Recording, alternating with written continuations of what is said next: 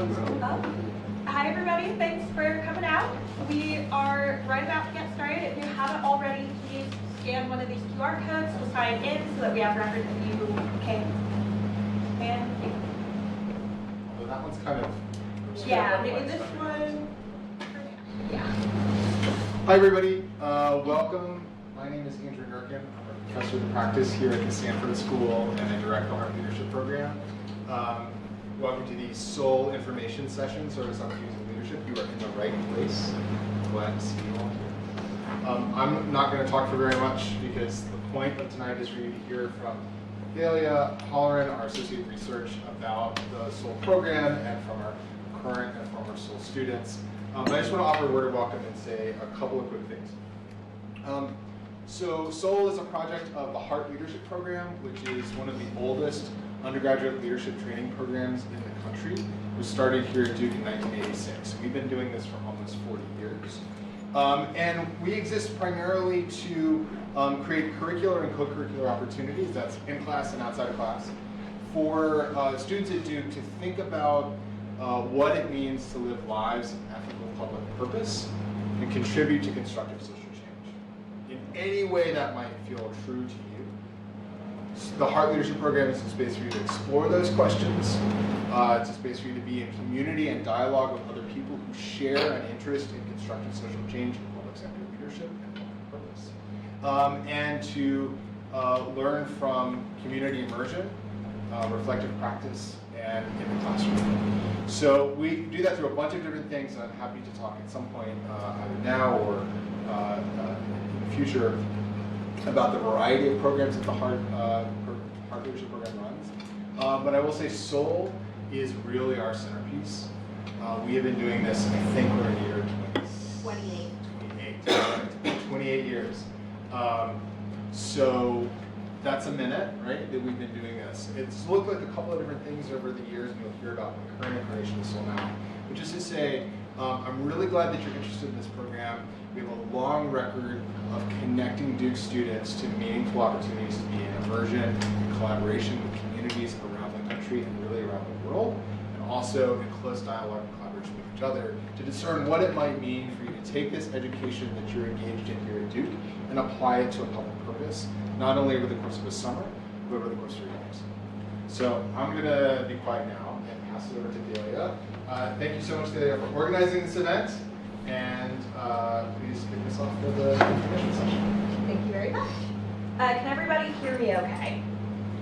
Wonderful. There are microphones, but I did not want to bother with figuring out whether they were on or not, so just projecting. There we go. So, as Andrew said, I am Thalia Holleran. I am the Associate in Research for the Hart Leadership Program, and I graduated Duke in May. So very recently, I was one of you. Now I'm on fancy and staff. And here is an overview of what we're going to go over tonight. First, we're going to just kind of break down what Soul is, what you actually do as part of Soul.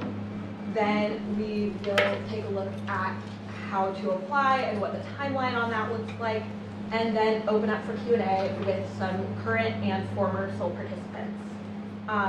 Please hold all questions until that Q&A. There will be time and space for them all to get addressed.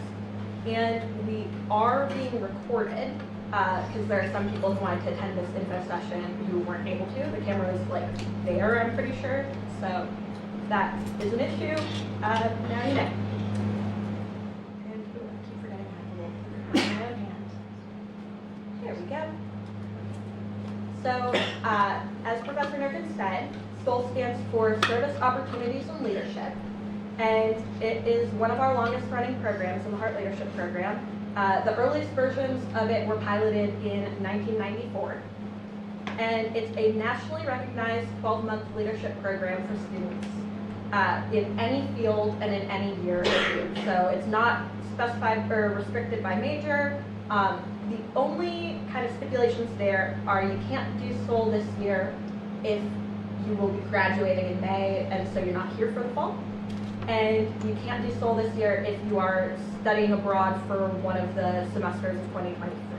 you have to be here for all of 2023 for this commitment. And SOUL is for you if you are looking to build a strong community at Duke and beyond, if you're really curious about creating complex change and invested in ethical and equitable community engagement, and if you're ready to challenge your ideas about what leadership can mean. There are 3 main steps to this pathway: the Spring Gateway course, the summer immersive summer experience. I've been saying that phrase so often the last few days, but I'm forgetting that it has meaning, but it does. And the fall capstone course. So now we're going to take a look at what each of those actually involves. The spring course is border crossing. This is our gateway. It's taught by Professor Alexander Zagbayu, who is over there in the corner. And students in this course get the opportunity to really start rethinking what leadership might look like. They start focusing on what it looks like to lead in or with a community as opposed to leading to or at a community. The students in this course build a really tight community with one another. They engage with and challenge each other thoughtfully, collaboratively, and respectfully, and develop a lot of the tools and skills that they need for the immersive summer experience. This includes some kind of like adulting type things like budgeting, as well as more community engagement skills like self-advocacy, setting boundaries, what should your relationship with a community partner be, that kind of deal.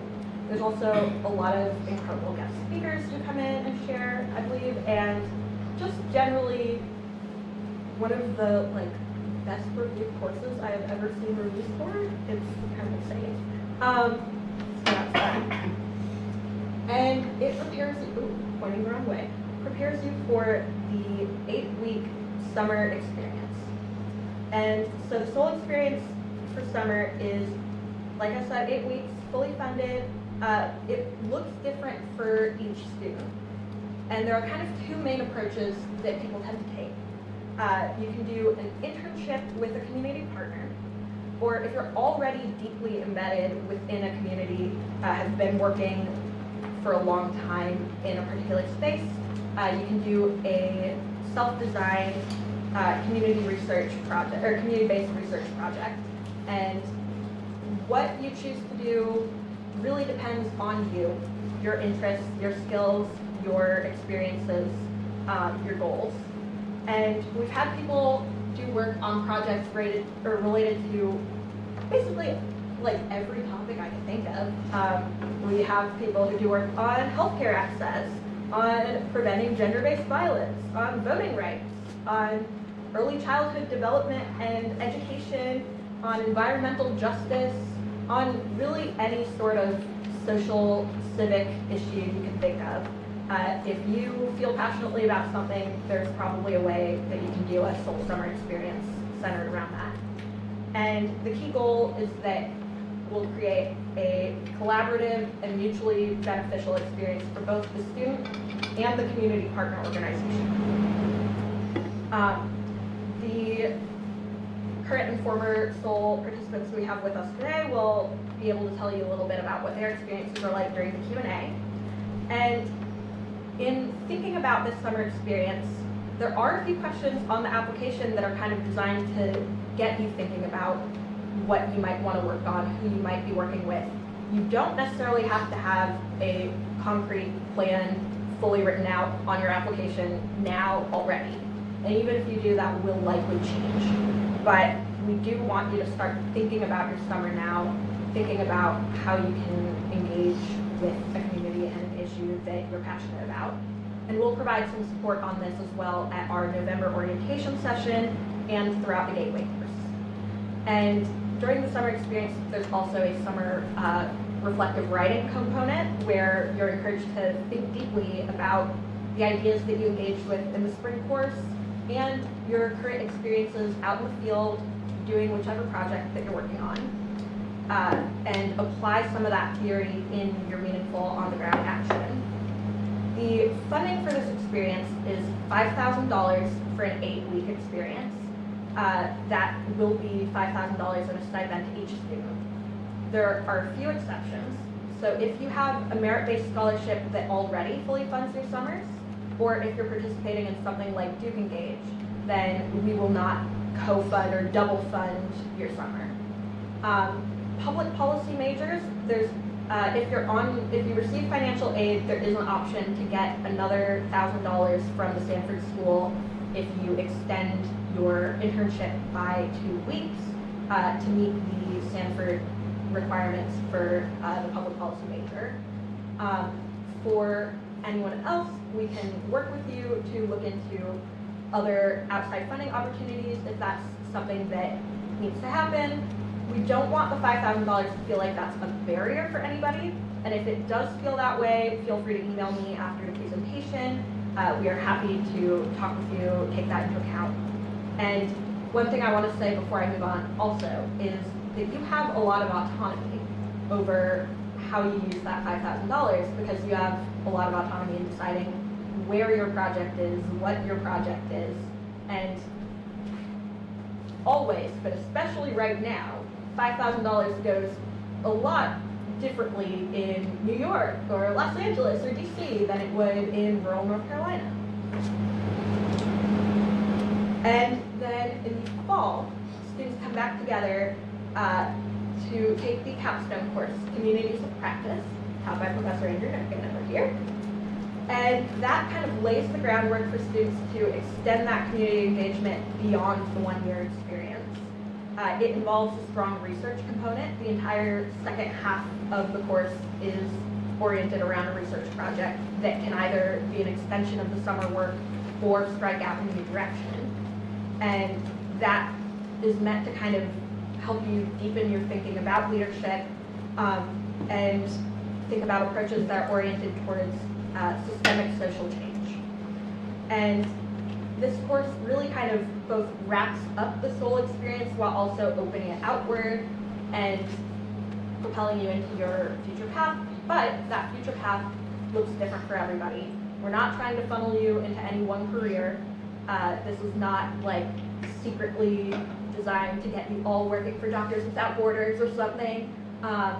We very much recognize that the problems of today are really complex and need people in all different areas working on them and thinking ethically about how best to engage with one another and make the kinds of changes that we need.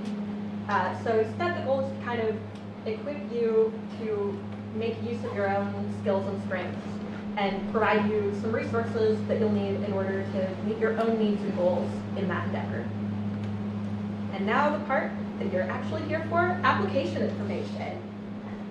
The application is not meant to be added stress. It is really short. You upload your resume, answer literally 3 short response questions about why you'd be a good fit for the program. There's not a word count or requirement for the answers, but we do encourage you to be thoughtful and concise. So please don't write us a whole book, but also you're probably going to need more than 1 sentence. And answer authentically. There isn't one cookie cutter soul student. We're not looking for one specific thing. We want to know who you are, what you care about, and why you think that soul would be good for you and you would be good for soul. And if you have any questions about that, you can email me. My email is up on the screen right now. It'll be up in bigger letters later as well. The application link is big there. Currently live. It's accepting responses until not this Thursday, but next Thursday, October 6th at 5 p.m. And that is intended so that we'll have time to consider all your applications, give them the proper weight and time and thought, and then get those decisions to you by Monday, October 24th, which is the day that book bagging starts. Our goal is for you to know where you stand and be able to build your schedule around Soul, so hopefully there aren't course conflicts and stuff like that. And so if you are accepted in the program, you'll get a permission number for the Spring Gateway course border crossing. And we'll also be sending you an invitation to a mandatory Soul orientation session in November. Dates, times, locations, etc. still to be decided. And that is going to be a mandatory event for you to come get to know the cohort a little bit and the Hart support team before everything starts, and to learn a little more about the nitty-gritty of preparing for your Soul year. And now, it is time to open out for Q&A with some current and former Soul students. We have Ruthie, Kylan, and Jessica here in front of you. And you can see on the screen the years they participated in Soul, their community partners, and the location they were in for their immersive summer experience. And seeing as the microphones are way over there, and I think people can hear each other, if everyone is willing to project, we can just kind of open up to questions. Well, I'm wondering actually if maybe Jessica, Carolyn, and Ruthie might just say a few words to kick us off about your Soul experience. Why did you apply for Soul? What has the program done for you? What do you think you've gotten out of it so far? And specifically, what was your summer about? I'm going to see if I can get a microphone. Hi everyone, my name is Ruthie Castry. I'm currently a junior at Duke and I'm studying political science. So I'm sure a lot of you are pub majors, and whenever I first applied to Soul, I had no idea that it was going to be one of the most impactful experiences of my time at Duke. I just knew that I wanted to help people, and I didn't know what that would look like. When I applied, I thought I was going to be working at a refugee center for my Soul experience. Obviously, I worked at the Duke Law Innocence Project, and wrongful conviction is very different from what I applied to. But Soul, I think, was really impactful for me because it gave me the tools and equipped me with the ability to know what it is I want to do at Duke. And especially whenever you're a freshman and a sophomore, if you're able to understand what exactly it is you want to do here, you're able to better engage with opportunities that fit that. And I think that because of Soul, I was able to just have a more fulfilling Duke experience, and I'm at the point now where I have crafted my experience in a way that has better prepared me to do what I want to do in the future. And for my summer, I worked with the Duke Law Innocence Project, and I worked with wrongful conviction, and it was a really emotionally charged experience, but it was also very rewarding. And Soul also helped me kind of nurture the personal ecology that I was able to kind of engage with a project this difficult and come out of it with a really rewarding experience. What's up, guys? My name is Colin Walker. I'm a junior here also and political science major. I'm actually in Soul right now, and when I first saw it and applied and got interested in it, it was really more so I was really looking at the summer part. I really liked the idea of being able to create your own project, but looking back now, it's so much more than just the summer project within itself. I was saying, the cohort that you work with, they challenge you every day, and we challenge each other every day, and it's a place where I can grow within myself, in places we can't in other classrooms. I'm not just learning stuff through books. I'm learning stuff about myself. I'm learning stuff about other people, how to make real change, stuff like that. And along with that, of course, is the summer project. I did my summer project on educational discriminations and how we should shift the focus from more so quantitative data, such as suspensions and higher special education placement within Black students, to more psychological effects of what's challenging them in those ways, such as their self-stigmatization and stuff like that. And yeah. Hi, my name is Jessica. I use she, her pronouns. I'm a junior studying public policy and education, and when I was applying to Soul, I honestly, like Kylan, I really like the summer component of it. It's basically kind of like a DIY project, and you really get to choose your own community partner, design and collaborate with them on what you want your summer to look like, and also taking in what they need and the missions and values of their organization, and then from there on you fully are immersing yourself in this community. But like Kylan said, it came with so much more than that. My class in the spring with Professor Zagbayu, and my class right now with Professor Nurkin is when you think about like classes that really matter, and like when you think about what you learn in classes, like somebody will sit in class and be like, when will I ever need this in the real world? But when you sit in those classes, you'll be like, this is literally what we talk about every single day. Like these are real things that are impacting real people's lives.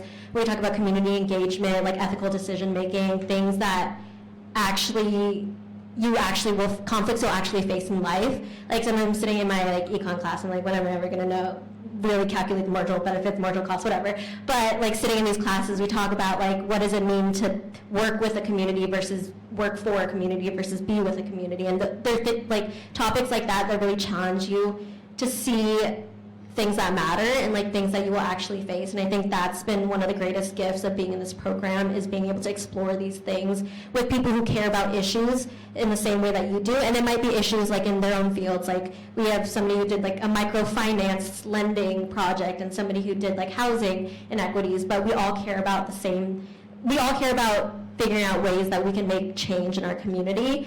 But we bring in a lot of diverse perspectives to that, which has been such a great aspect of the program. And what I did this summer was I was in California working for the CCEJ, and we did updating and developing racial justice and gender justice curriculum for like a summer camp that kids went to. Okay, let's have you guys keep a mic up here, and then I'll take this one around to people with questions. And if you have questions, raise your hand and I'll bring you the mic.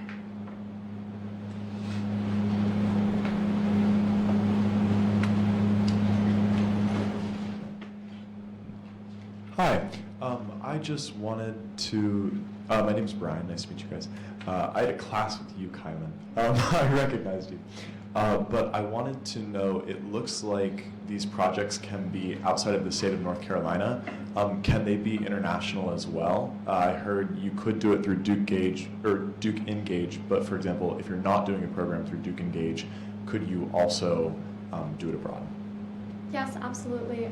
I think that one of you might be better equipped to answer this, but I know in my cohort, we had a woman who was working in China, and she was doing a really interesting housing educational project there. So absolutely. Yeah, I will add on to that. I guess I don't need to use the mic, I'm right in front of you.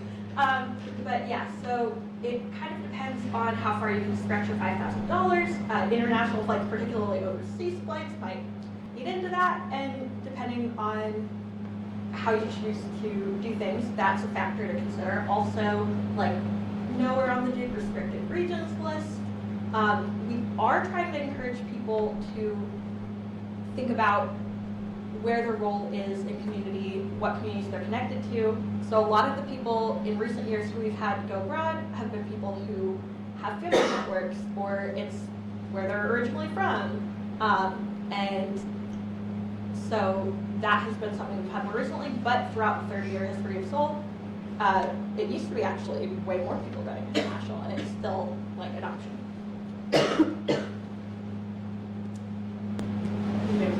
Oh.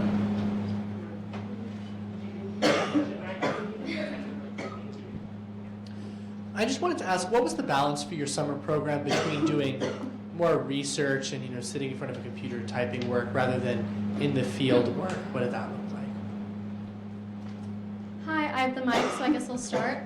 I worked as a research assistant for the Duke Law Innocence Project, which meant a lot of my work did have to do with research. I did meet with a few people who were wrongfully convicted. My professors were really open in helping me craft an experience that I wanted. So it definitely depends on what exactly you would want to do. Yeah, so with my project, I set up a program that was kind of like a summer camp little program for children. So a lot of the research aspect of my summer was close to the beginning, and then after that I was more hands-on involved with the children, meeting with them every single day. So it really is just up to you. You really can choose how much you want to do of each, I'd say. Yeah, to echo that, I had the same experience as Kylan, but to maybe give you a hint of what other people did in our cohort, some people focused on research their entire project, and some people did a lot of administrative work, but also, helping out with their organization, but also somebody worked at a climate or a housing nonprofit, and they were out going to demonstrations in DC and like doing a lot of things. So it really is dependent on, I think, the needs of your community partner. Like, what do they need, a more research hand from you, or do they want you out in the field? And I think that's where the beauty of this of Soul comes in, is that it is a kind of like design, do it yourself, like design your project. So yeah, it depends. If you want to do more research, you can totally do that. If you want to be more hands-on and engaged, you can design your project so you do it that way. I just want to chime in and underscore that last point in particular. We work with you throughout the process to design your project. And a lot of that is not only what you're interested and passionate in and kind of what summer you want to have, but also what the community partner that you're working with and a deep community with actually needs. So hopefully that's not a tension. Hopefully those are resonant things. If you want a more researchy summer, we're going to work with you to try and identify a community partner and project that is research heavy. If you want a more hands-on, immersive summer, then we want to make sure that you're situated in a place where you're having the opportunity to do that meaningful work, and also it's contributing to the mission of the organization.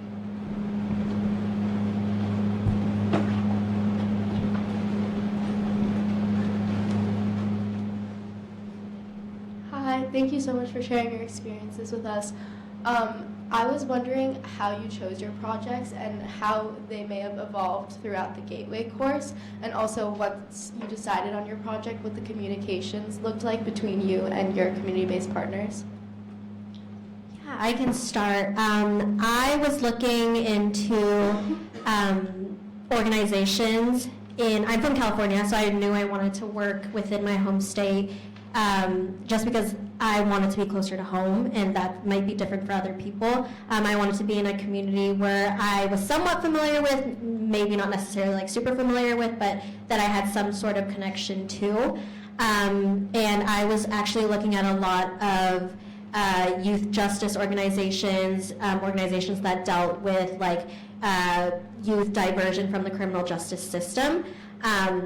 And then I stumbled upon CCEJ, which they do that, but the branch that I worked in specifically worked a lot more with like education and curriculum, which is something I'm also studying. So it kind of shifted from like my original plan, but it was something that once I was like looking through and doing the research and being like, oh, like this is actually something I'm also really interested in.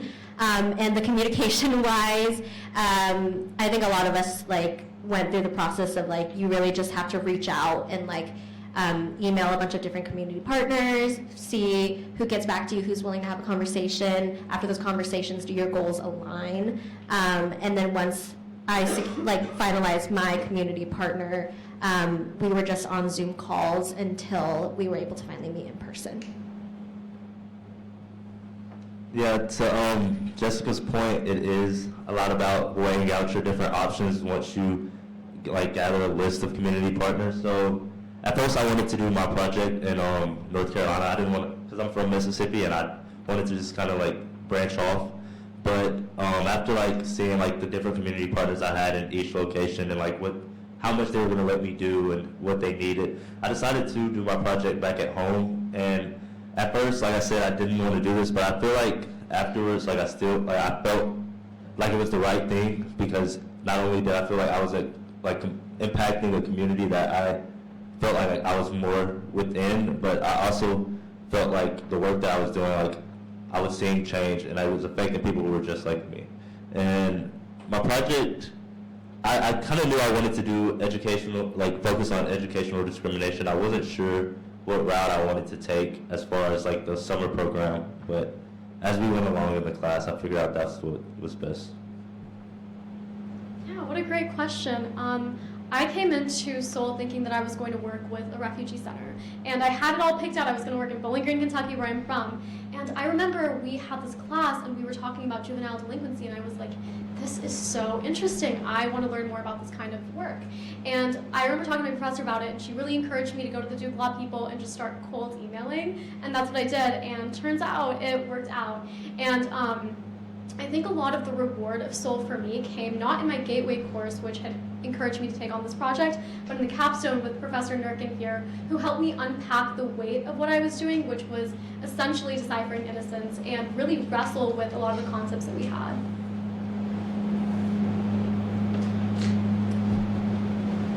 Question?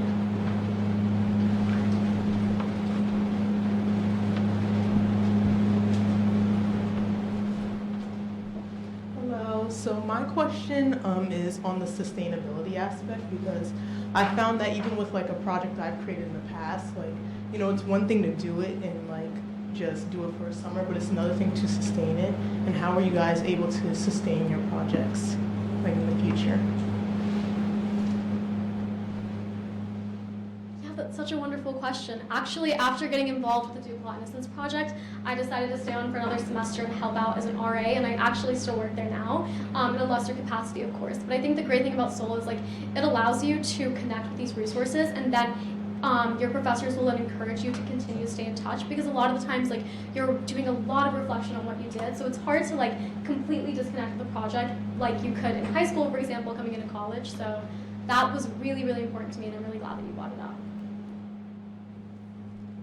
Yeah, I feel like you're like once you're done with your project with the community, your foot will always kind of be in the door with that community. But that's actually a very great question you ask, because it's a question that like now that we're dealing with in the capstone, like how do we kind of like keep going with like, okay, we had our summer, now what do we do? What do we take from that? How can we continue that change and like the theories of change that we used within our summer? How can we further those throughout our life? So like throughout the Soul experience, you'll get to like answer that question. Yeah, that is the big question, I think. Like, in our Gateway course, we talked a lot about like what it means to step into a community and not be there permanently, but how do you basically sustain the relationship, sustain the work. And I think we all wrestle with that ethically. Like, I know for me, like one of my biggest struggles with summer was like going in and working with all these youth and then having to eventually leave. And especially because it's like an organization that's not local to here, like it's back home. Across the country. So I think the biggest thing is that the Gateway course does set you up to understand how to meaningfully engage with the community and keep those relationships. And like when you go into your summer project, you really are mindful of the relationships that you're building, how your project, how your deliverable will sustain time, and like thinking about the needs of the organization and what they want, and like figuring out, okay, what can I do for this organization, or with this organization, I should say, that will leave them with something, even though you're not physically there, that they can use later on. And like for me personally, like the work we did is something that can be like updated and worked on and like implemented to the next camps that they do and things like that. So just thinking about when you're designing your project, like what is the deliverable that you want to make with your organization, and like how is that going to sustain, you know, like even when you're not there.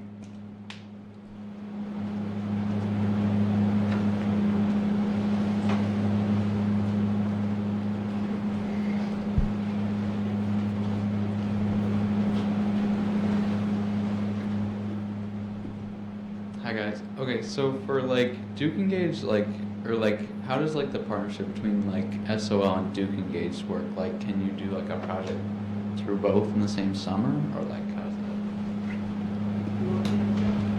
Yes.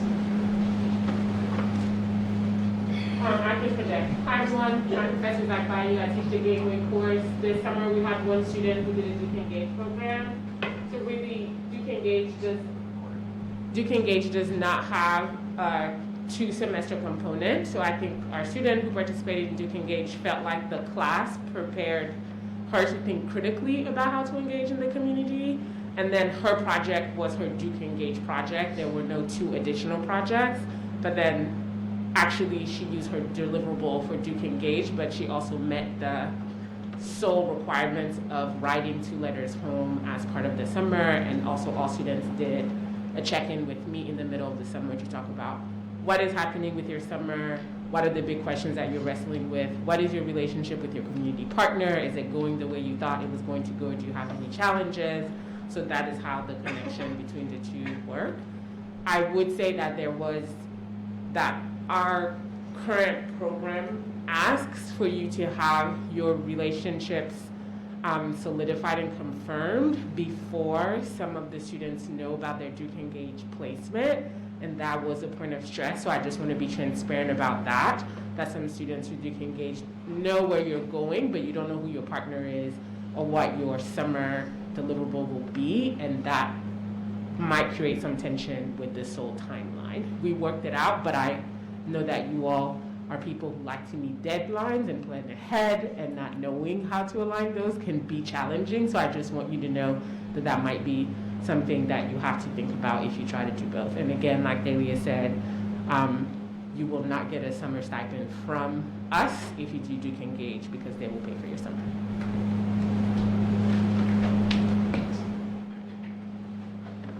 Professor Zegbayu mentioned the summer letters. So, and Kaylee mentioned this as well, but just underscore, every SOL student writes two, we call them letters home.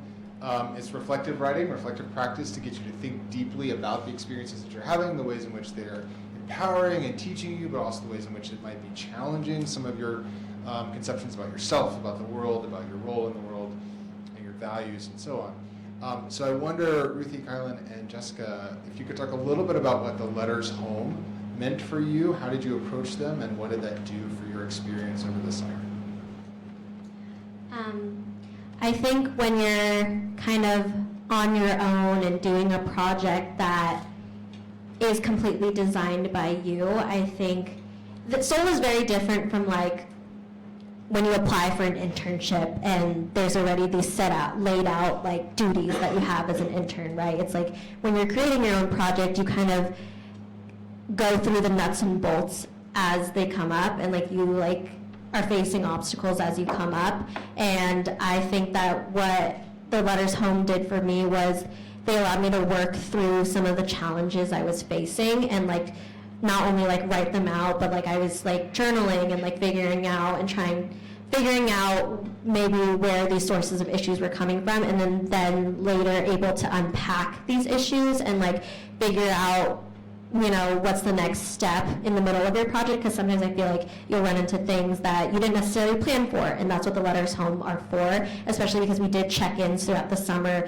with Professor Zegbayu, and being able to talk through some of these ethical challenges or community challenges with somebody who's been there for every step of like the process of your project. I think that was really helpful in terms of just kind of working through things on the fly, I think, is what really helped. And also just to like reflect on your experience, see what type of things are coming up that you necessarily expected or you didn't necessarily expect, and like how that's adding to your project.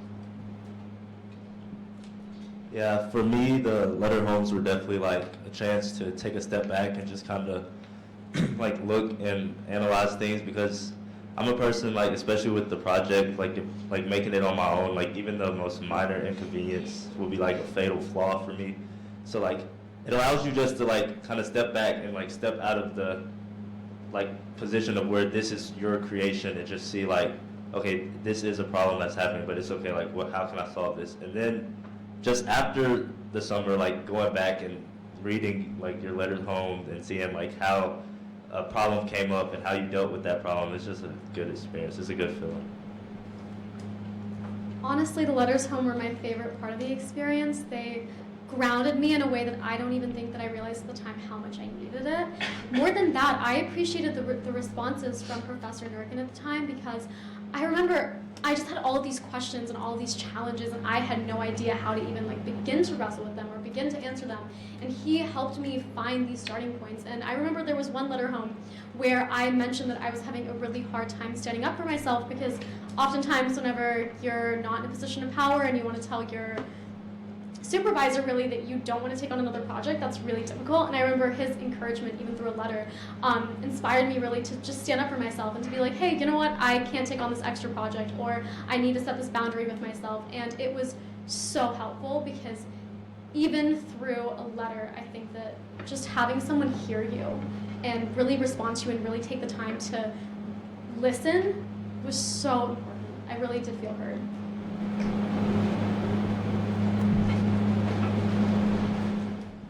Hi, thank you. So you kind of just touched upon this, like when you were talking, so I was curious, but what does the time commitment during the summer look like? Like, are you just, this is the only thing that you could commit your energy for, like for 8 weeks? Because that is like a pretty big piece of time. Yeah, I think that the point of Soul is for you to really be able to ground yourself within the community that you're working in. So having that set time limit, I think, was really important to me, especially. I personally worked a 9 to 5, and I found it really helpful because I was able to engage my community in a way that I wouldn't have if I was, say, working 3 or 4 jobs at the same time.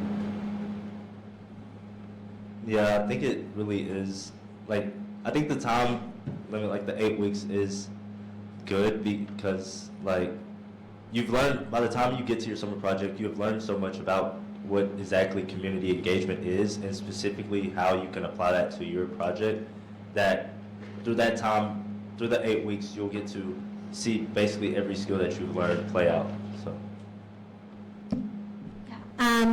I actually was, like, when I was doing Soul, I was also in the middle of, like, applying for something else, and I was like, oh, maybe I can do both. But I really ended up just doing Soul because we had conversations about how you engage with the community, and if you're splitting your time and burning yourself out, you're not going to be able to meaningfully engage with a community in the ways that you want. Like, yes, we're all Duke students, we want to be doing a million things at once, but when you talk about, like, meaningful community engagement, you really want to think about how much capital and how much energy you have as a person to be in this community. And for me specifically, like the organization I worked with, I was working a 9 to 5, but it was very flexible. Like, I was working a 9 to 5 for like 4 days a week, and then I had 3 days off. So it really depends on the culture of your organization as well, and I think that's a really big thing when you're looking for your community partner. Do you want to be at a place where you are working like over 40 hours, or do you want to be at a place that really values the well-being of the people there and just looking into that company culture, which is something I found surprising. I didn't really know what nonprofit work entailed. And some nonprofits are very different from where I worked, but I think that's something to be mindful of when you're looking at community partners. Hi, I was just wondering if there's a good time in your collegiate career to do this program. Like, is it beneficial to do it after sophomore year or like after junior year? And like, if you do it after sophomore year, do you think there's opportunity to return to that organization in the following summers? Or yeah, that was basically all. I did this I'm a junior now, so I did it my sophomore to junior summer. We do have quite a few people who are doing it their freshman to sophomore summer. I think it really depends on what you are looking at. Like, I'm a junior now, so I'm obviously, a lot of my friends are abroad, but I'm here doing the capstone course. And if you are like set on going abroad your sophomore spring, your junior fall, then like maybe like this might not be for you, but like I'm still going abroad in the spring. So like if that is like a very serious concern. Also, I think that like I'm glad I was able to do it during this summer because it also counted as my pub hall internship. So I have junior summer to kind of, a more flexible junior to senior summer to figure out, you know, after this, now I kind of know, like, I liked working in a nonprofit. Maybe my junior summer I'll work in a nonprofit. Just seeing, like, there's, like, a little balance between that. I'm a junior. I also did it from my sophomore to junior year summer, and I would just recommend, like, first thinking about it on your own, and then I would, like, my own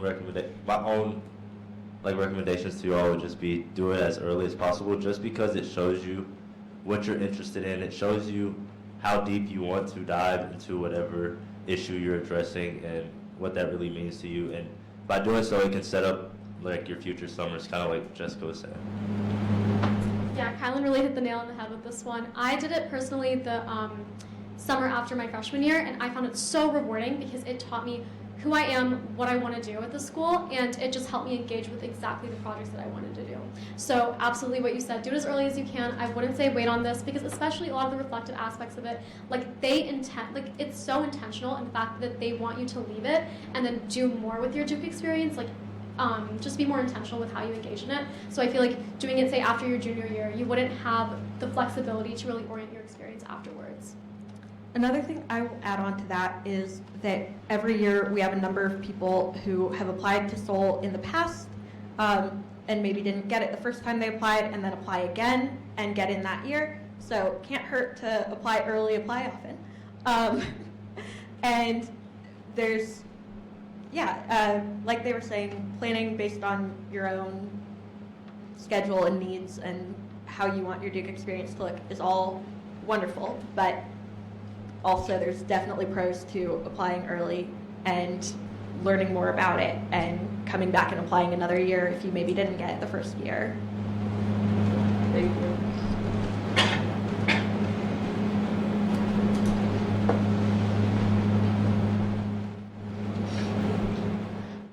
So my first question is it just application based or interviews as well? Oh, wait, if you have more questions. Yes, okay, all good. So we're just doing the applications, so.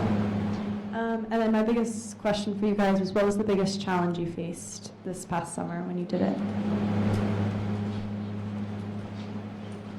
Wow, that's heavy. I think for me it was the weight of the work that I was doing. I mentioned this before, but I had an idea of the community that I would be working with, and Sol had prepared me.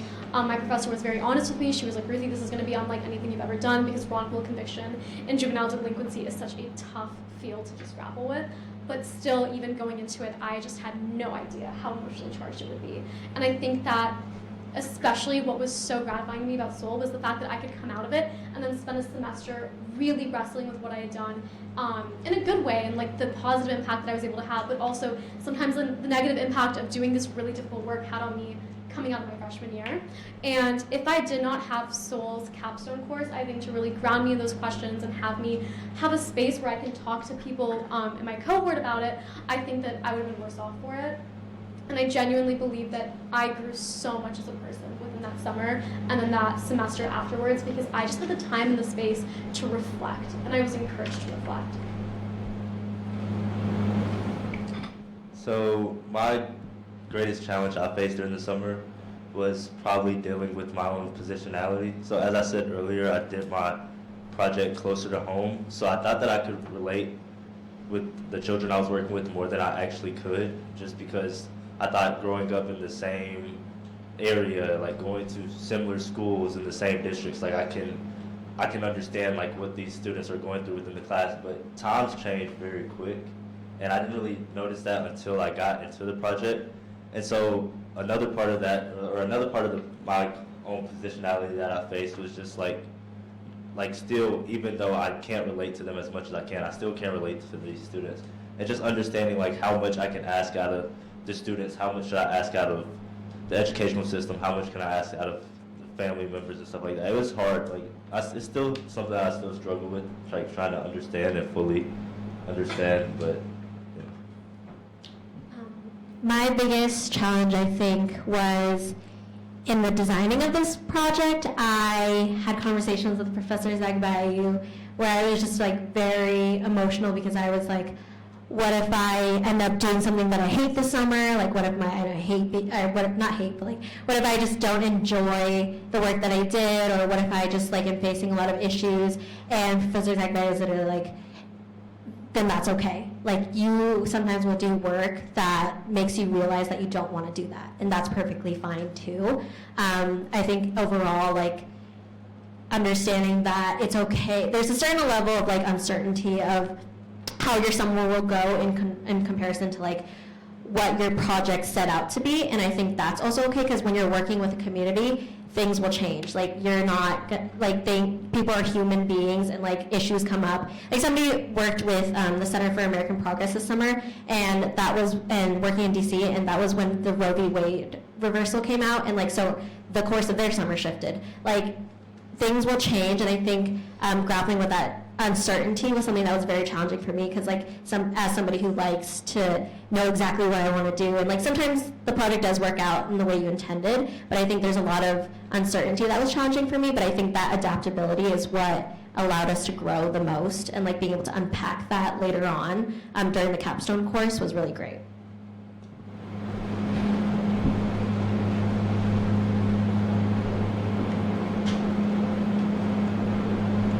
Could any of you talk about the guest speakers that came to class for Sol and how that informed your experience during the classroom compared to the summer? Maybe name one that you particularly liked for students. I love the guest speakers. I was also in Pub Hall 301 at the same time that I was in the Gateway course, and I just found the guest speakers that we had in Professor Zagbagi's class to be so much more meaningful, because the guest speakers were people who were in the communities working with the communities and like working on issues that they were closest to.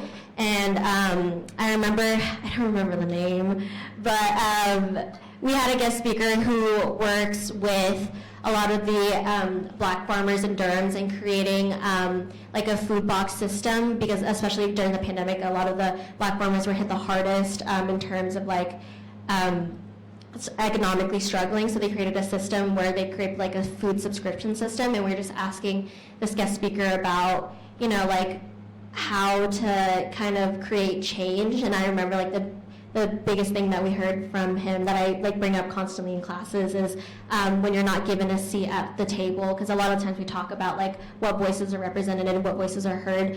This guest speaker said, oh, like I don't try to find a seat at the table where I'm not welcome, I make my own tables. And that's like a lesson that I constantly think about, and I constantly think about when we think about like representation and people making change. It's like sometimes you can't keep trying to like work within a system. Sometimes you have to like think outside the box and make your own system. So the guest speakers were one of my favorite parts of the class. Yeah, like Jessica said, the guest speakers were all amazing, and what I liked about them was they're all from different areas. So like Jess said, we had one who was working with the grass boxes and stuff like that. We had people who were working in government. We had people who were working in nonprofits. It's a very diverse group that you get to hear from. So you hear a bunch of different perspectives. But like the one common that they all had was that they were like they were doing extraordinary things, but they presented themselves as ordinary people. And I feel like that's something that doesn't happen a lot with guest speakers. Like a lot of times, like you can't feel like you can really relate to the person you're hearing from. But with all this guest speakers that we had, like it just felt like a normal conversation, despite like the stuff that they were telling us was just so amazing. So it was nice.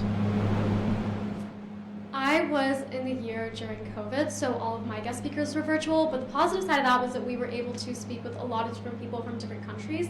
And I remember we brought in this one social entrepreneur from Kenya, and he just spoke so humbly about his experiences and was really honest about failure, and that was not a perspective that I had ever heard before. And I think that Kylan really touched on this here, where these are people who have done truly extraordinary things in their community, and they talk to you as a human being. They don't talk to you as like a LinkedIn network, you know?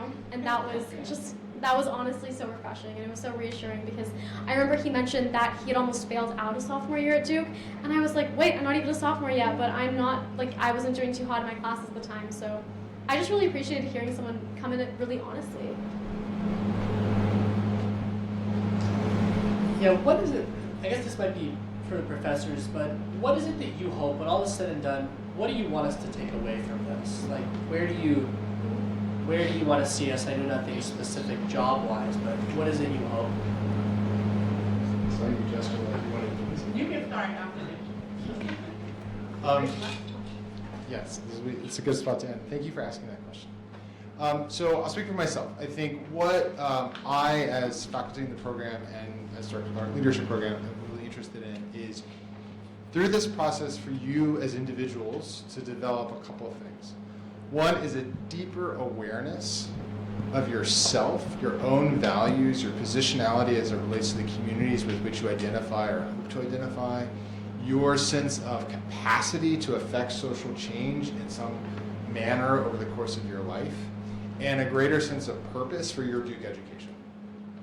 I mean, if I really had to boil it down, again, I'm speaking only for myself, I know Professor Zekle may have a different answer, and this goes to when should you do this program. I think earlier is better, in part because I hope this experience transforms how you understand your purpose here. And from here, wherever you go next. And agnostic in terms of your career choices, go and do great things in the world, however you imagine that to be. But to have a deeper sense of awareness of yourself, your relationship to community, and the purpose of your being at this place, and what it can do to prepare you in the future. that's kind of what the core of it is for me. Thank you, great question.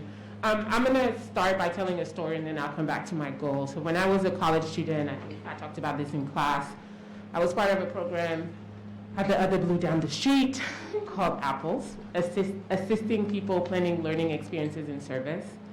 And that program was the first time one of the projects I had to do was take a class of students to Alabama to rebuild a church that had been burned down through a series of arson by 2 white boys in the South. And I had to work with another student to create a course.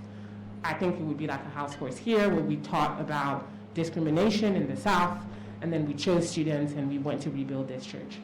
And it was the most transformational experience of my college experience, having to create a multi-ethnic coalition of students to go in the South to build a church that had such historical meaning in that community, and to learn what does it mean to come into a community that you're not a part of and do work that a community has a vision for, and to bring your talents to that place, but recognizing that it's not my job to tell the community what they want. So when I think about Soul and why I applied to come work at Hart was, this is an experience for me to be on the other side of helping create those opportunities that help students, what I would say is help you encounter yourself and figure out both what is your lightness and your shadow. All of us have stories that move us towards justice and wanting to be part of change. And we also have stories that might actually take us away from that. And we need safe spaces to be able to process those things out loud. And so in my class, what I'm hoping to do is to create an opportunity for you to get comfortable with sometimes the messiness of your own story and your motivations, and to think about how do you align with clarity of purpose, your values, with actions that are not just aspirational, but actually daily actions where you can say, I believe in justice, and you can look at your daily actions and say, my actions suggest that that's my value and not just something I can write about in a paper, right? And to do that in community, which enables you to have accountability in the long term, which I think is the thing I'm most proud of, is watching your students like talk to each other about whatever it is and pushing each other because they've built that sense of trust and they believe in each other's potential as individuals, which I think is a gift of this program. So that's what I'm hopeful for you. Before you pass the microphone back, the last thing I was going to ask you, Professor White, is there's anything else that we haven't talked about that you want to add from your perspective as one of the 2 of us that teach these classes? Yeah, I think my reflections about the cohort is that they were all really open to change, right?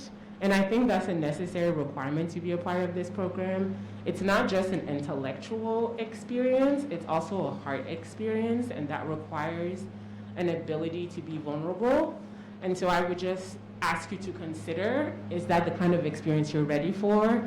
I think the first 3 assignments in class that were all reflections. Students were like, oh, I've never had to think about myself so much. I want to stop thinking. And I say that, you know, with humor now, but at the time I think it was actually hard, right, to process and to think about, is that the kind of academic, intellectual, emotional experience that you're ready for? And if you are, then I think Hart is the place for you. And I think one thing we do really, really well is care for our people well. Doing work in community is also about experiencing the gift of community while you're doing it, and I think that is something we try to do in our program, is to make sure that we're not just saying community is something we should aspire to, but that even in our classes, you are experiencing something that is helping you imagine what can community look like for you and in community, and I think that's pretty awesome. So those are 2 things that I would like to add. Thank you so much for that. And thank you to all of our panelists who came out to talk about your experiences.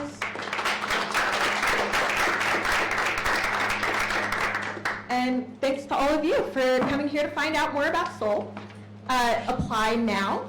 The deadline is Thursday, October 6th at 5 p.m. I cannot say that enough. Email me with any questions. My email is up there right now. And we look forward to your applications. So have a great rest of your evening, and our application link is here. Great job.